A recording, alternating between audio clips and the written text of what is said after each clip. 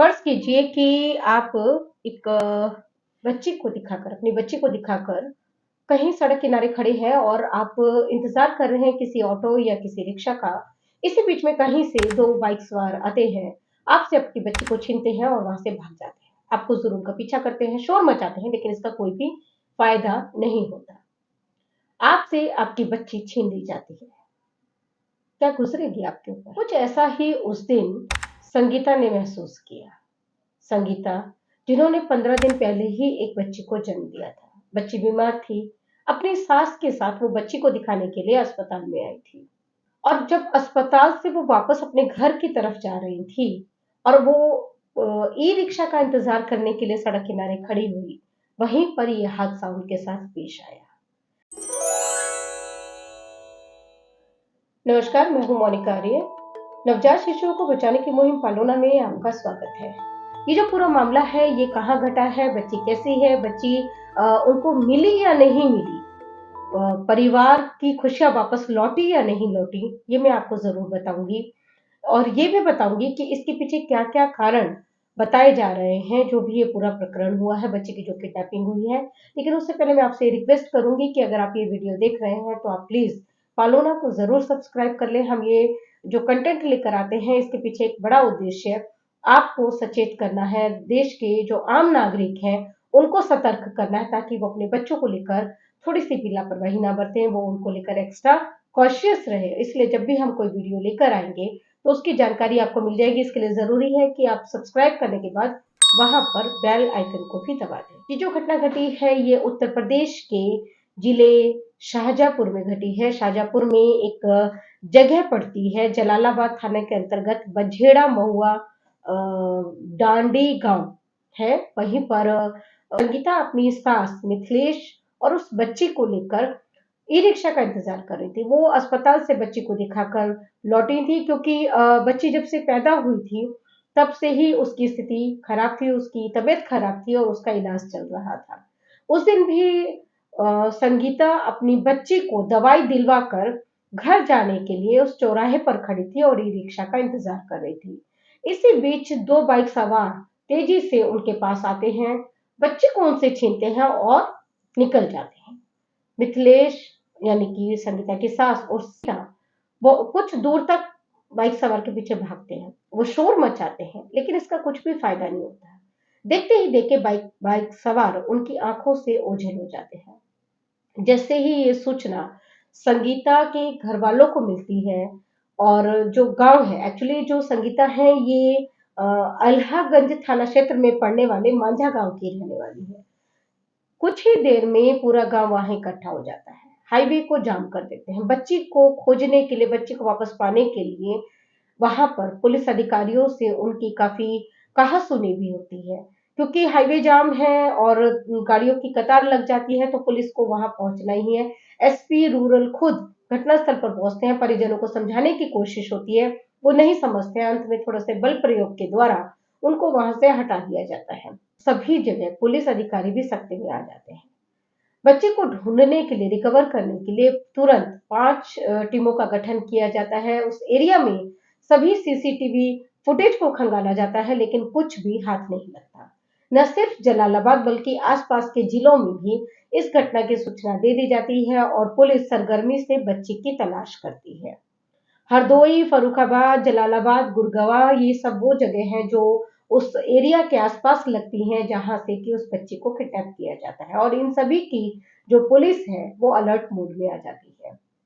इसके बाद 24 घंटे बीत जाते हैं, रविवार की दोपहर आ जाती है, लेकिन बच्ची का कुछ भी पता नहीं चलता। उधर परिवार की हालत खराब है, संगीता का रो रो के बुरा हाल है, लेकिन बच्ची की कोई सूचना कहीं से नहीं मिलती। 5 की जगह पुलिस 8 टीमों का गठन कर देती है और सरगर्मी से तलाश होती है। पुलिस जब परिवार से पूछती है तो परिवार को कुछ लोगों पर जो संदेह होता है वो उसको पुलिस से शेयर करते हैं।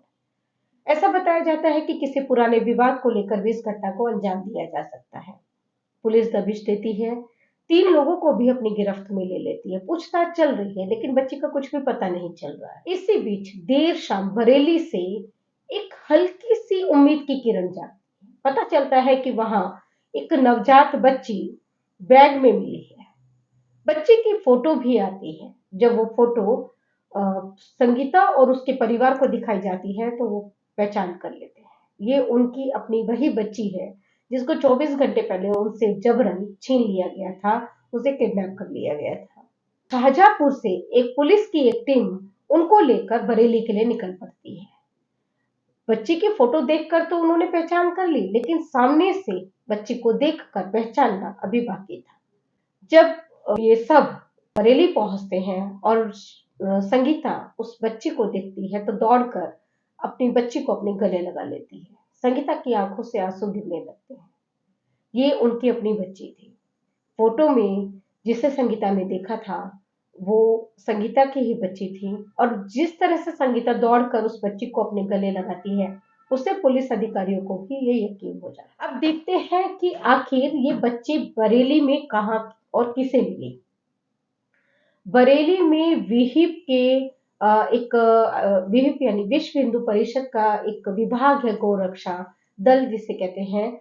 इसके अध्यक्ष है कमल किशोर शर्मा। तो कमल किशोर शर्मा रविवार को अपने कुछ साथियों के साथ गोवंशों की जो तीमारदारी है उसके लिए वो निकले हुए थे। जो भी गोवंश बीमार दिखता है, घायल दिखता है, उसका वो इलाज कर रहे थे। इसी बीच उनको नवाबगंज थाना क्षेत्र में पड़ने वाले करगैया गांव की पुलिया के पास एक एक गोवंश नजर आता है। वो घायल है। कमल शर्मा उस गोवंश की तरफ बढ़ते हैं तो अचानक उन्हें एक बच्ची के रोने की आवाज सुनाई देती है। वो आसपास देखते हैं तो झाड़ियों में उन्हें एक बैग नजर आता है। बैग की चेन लगी हुई है। आवाज उसी बैग में से आ रही थी। जब वो उसको खोलते हैं तो देखते हैं उसके अंदर एक बच्ची है। बच्ची पूरी तरह से स्वस्थ नजर आ रही है। उसने गर्म कपड़े भी पहने हुए हैं और वो एक अच्छे घर की लग रही है। कमल किशोर शर्मा तुरंत 112 नंबर डायल करते हैं। कुछ ही देर में पुलिस की एक टीम वहां पर पहुंच जाती है, क्योंकि इस बच्ची के गायब होने की सूचना आसपास के सभी जिलों में भी दी गई थी। तो एक सहज अनुमान लगाया जाता है कि कहीं ये बच्ची वही तो नहीं है जिसका 24 घंटे पहले शाहजहाँपुर से अपहरण हुआ है। और तब इसकी फोटो जो है वो बरेली पुलिस के द्वारा शाहजहाँपुर पुलिस को भेजी जाती है, और शाहजहाँपुर पुलिस से फिर उस बच्चे के घर वालों यानी कि संगीता और उसके परिवार को वो फोटो दिखाई जाती है। वो पहचान कर लेता है और उसके बाद ये टीम उस परिवार को लेकर बरेली आ जाती है। तो इस तरह से जो ये बच्ची है, इसके रेस्क्यूअर कहना चाहिए, इस बच्ची को बचाने वाले बनकर उभरते हैं कमल किशोर शर्मा। इस पूरे मामले को उजागर करने में या कहें कि बच्ची को रेस्क्यू करने में, बच्ची को उसके परिवार से वापस मिलाने में 3 थानों की पुलिस का बड़ा अहम रोल रहा। इससे पहला रोल लोहागंज थाना जहां संगीता और उसका परिवार रहता है। इसके बाद जलालाबाद थाना जहां पर की ये घटना घटी थी, और तीसरा नवाबगंज थाना बरेली का। पहले जो 2 थाने हैं वो शाहजहाँपुर में पड़ते हैं और नवाबगंज थाना बरेली में पड़ता है। तो इन तीनों थानों की ही पुलिस का बहुत अहम रोल रहा है बच्ची को वापस अपने परिवार से मिलवाने में। हम इन तीनों ही थानों की पुलिस को, और इनफैक्ट मैं कहूंगी कि बरेली और शाहजहाँपुर दोनों ही जिलों की पुलिस को बहुत-बहुत मैं धन्यवाद कहूंगी कि उन्होंने बड़ी तत्परता से काम किया और बच्ची को 24 घंटे के अंदर 24 घंटे तो नहीं कह सकते, थोड़ा-सा समय ज़्यादा लगा, हम लोग 30 घंटे 32 घंटे कह सकते हैं। इसमें उन्होंने बच्ची को वापस अपने परिवार से मिलवा दिया। ऐसा लगता है कि पुलिस जिस तरह से उसने इस घटना का संज्ञान लिया, जिस तरह से दबिश दी, रास्तों को जाम किया, सीसीटीवी फुटेज खंगाल रही थी, जिस तरह से सरगर्मी से बच्ची की और बच्चे के अपहरणकर्ताओं की तलाश की जा रही थी, उसने कहीं न कहीं अ, वो जो अपहरणकर्ता थे उनके मन में एक डर को, एक खौफ को जन्म दिया, और उसी में वो इस बच्ची को बरेली में इस तरह से झाड़ियों के अंदर उसको छोड़कर चले गए। वो साहस ना कर सके कि उस बच्ची को किसी भी तरह का कोई नुकसान पहुँचा। तो ये जो घटना है इसके पीछे कारण क्या है इसको देख लेना भी बहुत ज़रूरी है। जैसा कि कारण तो परिवार वालों ने ही बताया कि उनका कुछ विवाद चल रहा था गाँव के ही कुछ या अपने परिवार के कुछ लोगों से, जिन पर उन्होंने संदेह ज़ाहिर किया था। पुलिस को भी अपनी जाँच के दौरान कुछ ऐसी बातें पता चली जिससे लगता है कि इस घटना में संगीता के परिवार के कुछ करीबी लोगों का हाथ है। हम आपको ये कहेंगे कि घटना ये किसने इस घटना को अंजाम दिया था और इसके पीछे क्या कारण थे, वो आज या कल में सामने आ ही जाएगा। लेकिन आप जब भी अपने बच्चे को लेकर कहीं निकलते हैं तो विशेष सतर्कता बरतिए, क्योंकि इस घटना में तो हो सकता है कि किसी निजी विवाद में इस घटना को अंजाम दिया गया हो, लेकिन इस तरह की घटनाएँ पूरे देश में बड़ी संख्या में हो रही हैं। संगठित गिरोह भी नवजात बच्चों पर घात लगाए बैठे हैं। जैसे ही उन्हें कोई बच्चा ऐसे नजर आता है, कभी वो चोरी कर लेते हैं, कभी वो इस तरह से छीन कर भाग जाते हैं और कभी वो बरगला कर बच्चे को ले जाते हैं, परिवार को बरगलाते हैं बच्चे को ले जाने के लिए। तो बच्चों के मामले में थोड़ी सी भी लापरवाही ना बरतें। आपकी एक जरा सी लापरवाही आपके लिए, आपके बच्चे के लिए नुकसानदेह हो सकती है, बच्चे के लिए तो जानलेवा साबित हो सकती है और परेशानियां तो निश्चित तौर पर इससे होती हैं। इसलिए विशेष सतर्कता बरतें जब भी आप अपने बच्चे को लेकर अपने घर से बाहर निकलें। सतर्क रहें, सचेत रहें। हमारा उद्देश्य भी यही है कि हम इस तरह की घटनाएँ आपके सामने लेकर आएँ ताकि आप सतर्क हों और आपको पता हो कि आपको अपने बच्चों की सेफ्टी के लिए क्या उपाय अपनाने हैं। अब मैं इजाज़त लूँगी लेकिन उससे पहले मैं आपको यहाँ ये बताना चाहती हूँ कि पालोना से इस घटना की जानकारी दिल्ली के एक वरिष्ठ पत्रकार ने शेयर की थी। वो क्योंकि नहीं चाहते हैं कि हम उनका नाम सामने लेकर आएँ, इसलिए हम ये नहीं बता रहे हैं कि किसने ये जानकारी शेयर की थी। बस ये बताना चाहते हैं कि हम उनके प्रति बहुत ज़्यादा आभारी हैं क्योंकि हमेशा जब भी इस तरह की कोई घटना होती है नवजात शिशु के साथ कहीं भी किसी भी तरह का कोई अपराध होता है और उनकी जानकारी में आता है, तो वो हमसे ज़रूर शेयर करते हैं।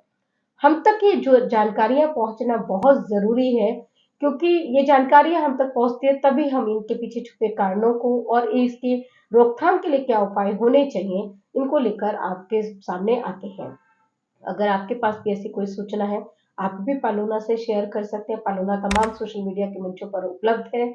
इसके अलावा 9798454321 पर भी आप पालोना को इसकी जानकारी दे सकते हैं। याद रखें कि कभी भी फ़ोन ना करें, व्हाट्सएप करें क्योंकि हमारी टीम को ये सख्त ताकीद है कि वो किसी भी अनजान नंबर को पिक नहीं करे। इसकी वजह ये है कि हम तो ये नंबर हमने पब्लिक इंटरेस्ट में जारी किया है, लेकिन कई बार कुछ बेहुदा, कुछ न्यूसेंस लोग इसका इस्तेमाल करते हैं और कभी भी बिना समय देखे, बिना किसी विशेष कारण के वो फ़ोन कर देते हैं। हमारी टीम को इसकी वज़ह से काफ़ी परेशानी होती है, इसलिए हमने अपनी टीम को कहा हुआ है कि वो बिल्कुल भी कॉल पिक ना करें। आप मैसेज कीजिए, जो भी आपकी क्वेरी है या जो भी जानकारी आप उससे शेयर कीजिए, हम खुद उसको वैलिड समझकर आपको कॉल कर लेंगे, आपसे संपर्क कर लेंगे। इसके साथ मैं अब इजाज़त लूँगी। नमस्कार।